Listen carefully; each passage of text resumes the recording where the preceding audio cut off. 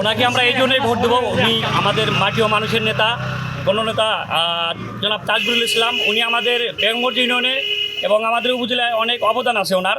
আমাদের বেগমগঞ্জে উনি 17 কিলোমিটার পাড়ি দিয়ে আমাদের 2004 সালে বিদ্যুৎ দিয়েছিল, আমাদের আশ্বাস দিয়েছিল এবং পরবর্তী আমাদের বিদ্যুৎ দিয়েছিল।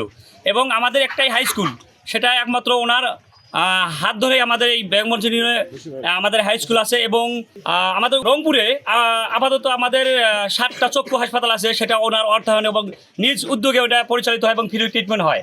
আরও মাতৃ মঙ্গল কল্যাণ একটা আছে। তারপরে পাশাপাশি আমাদের উলিপুরে অনেক শিক্ষা প্রতিষ্ঠান আছে, ওনার নিজ অর্থায়নে ওনার ওইটা পরিচালিত হয়।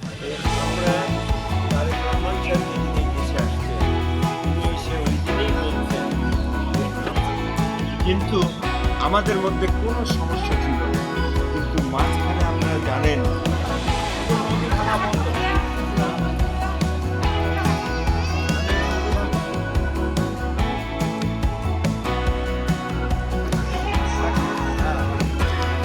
সাথে আমরা যোগাযোগ করার চেষ্টা হয়েছে। কেন আমি এটা বুঝলাম, কি বলে সারা জীবন তোমরা এটা কন্টিনিউ করবা, সব সময় হিন্দু ভাইদের পাশে থাকবা, ওরা একটু সংখ্যায় কম।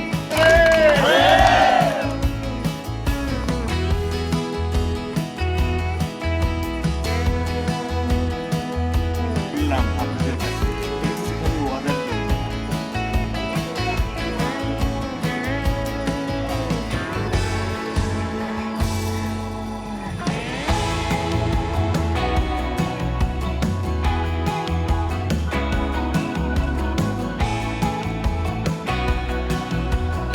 আজকের মিটিং এর সম্মানিত সভাপতি, আমি যে বেগমগঞ্জ দেখে গেছি ওই বেগমগঞ্জ আর নাই, নদীতে খেয়ে ফেলছে। তো আমার ইচ্ছা, আমি আর আমার রাজনৈতিক বক্তব্য এখানে কিছু দিতে চাচ্ছি না, আপনারা যথেষ্ট শুনেছেন। তো আমি যেটা করতে চাই যে আপনাদের এখন যে কাজটা চলছে নদী ভাঙ্গন, এটা আমাদের প্রথম প্রায়োরিটি দিব। আমরা যদি সরকারে আসতে পারি, এটা ফার্স্ট। এটা যেটা সালাম বলল যে এই বস্তা দিয়ে হবে না, আমি ওর সাথে এগ্রি করি। এই বস্তা দিয়ে কাজ চলবে না, এইখানে পার্মানেন্ট ব্যবস্থা হইতে হবে। যেটা আমাদের চিলমারির সাইড থেকে শুরু হয়েছে, ওই ধরনের একটা পাকা ব্যবস্থা আমাদেরকে করতে হবে উন্নয়নের। আর আমাদের বিশেষ করে বেগমগঞ্জের যে উন্নয়নগুলো দরকার, এগুলা কিন্তু অত সহজ উন্নয়ন না। নদী ভাঙ্গন বন্ধ করা এটা একটা বিরাট ব্যাপার।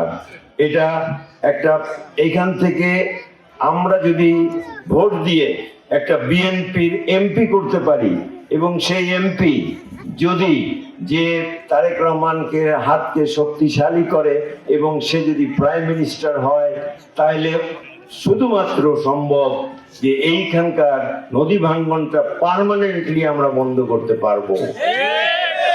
আমরা এখন এই যে 5ই অগস্ট 2024 সালের এই ছাত্র জনতা এবং আমাদের বিএনপির আন্দোলনের মাধ্যমে যে আজকে আমরা দেশকে যে এই যে স্বৈরাচারী সরকার থেকে যে আমরা সরিয়ে দিয়ে এখন যে স্বাধীনতাটা আমরা পেয়েছি, যে আমরা মূল্যবোধটা এখন সেটা আস্তে আস্তে আমরা গণতন্ত্রের দিকে যেতে চাচ্ছি। আমাদের এই যে তত্ত্বাবধায়ক সরকার বা যাই বলেন ইন্টিরিয়াম গভর্নমেন্ট, উনি চাচ্ছেন যে একটা সুষ্ঠু নির্বাচন হোক।